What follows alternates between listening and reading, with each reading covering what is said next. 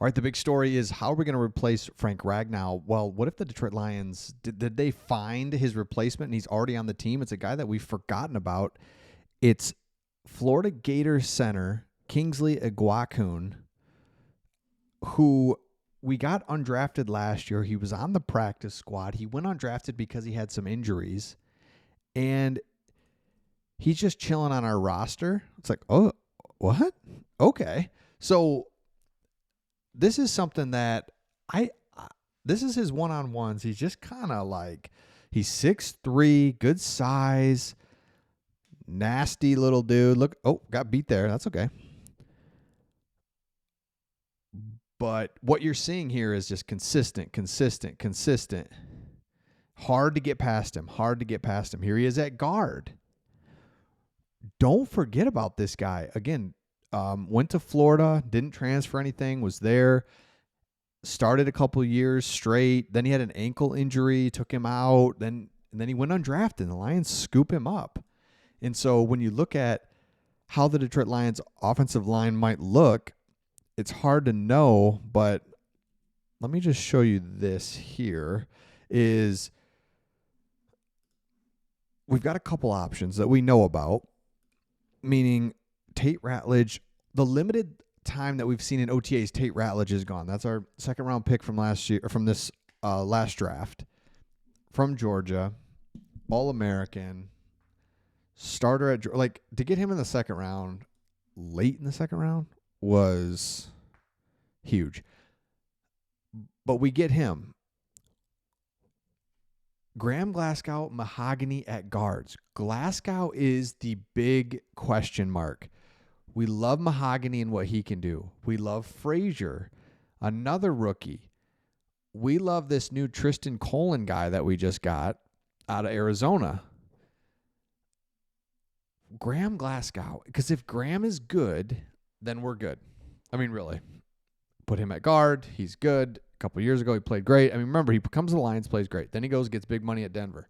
Then he comes back here, plays great. Then last year was just bad. And so we needed to figure that out. But what if we've got Kingsley sitting here where he goes to center and Tate goes to right guard if Graham can't play? So I think my bigger point is, did they find a replacement for Frank with Kingsley? Maybe not, but what they found is more depth, because now Kingsley can back up, get in there if Graham's not doing something. Tristan Colin can get in there. Miles Frazier. We've got the interior offensive line is not terrible. It's really not. Then you combine that with an all-pro best tackle in the league. That really helps. Solid as ever tackle in Taylor Decker.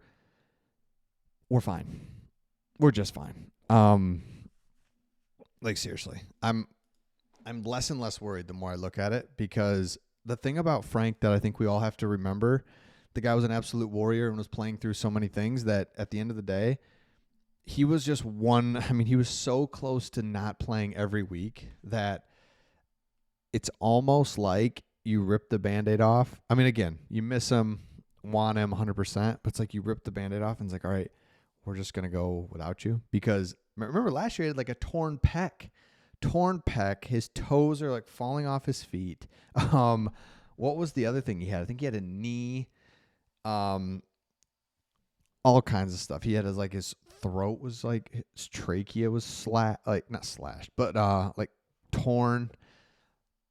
It's crazy. So, all right, he's moved on. Love you, man. Love you. And now the Lions can go forth. So here we go.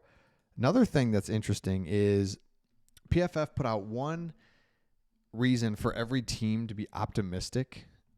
And I find it funny because the one reason to be optimistic for every team, that's the stuff we used to look for when we sucked. And we're like, all right, let's go, baby. We got, it's like, we got Kerryon Johnson, Kerryon Johnson now, baby. Let's go. We got Dre Bly now. We don't have to play those games anymore. We legitimately have such a great team, top to bottom, personnel-wise. And now I get the new coordinators, but hasn't Dan Campbell shown us his leadership ability and his abilities that we don't have to worry that this guy or that guy is not going to know what to do? It's like, I'm pretty sure we're going to be just fine. Plus, we got the guy from I'll think of his name here in a second, but the former coach of the Stanford Cardinal is like our assistant. He's like an assistant offensive coordinator.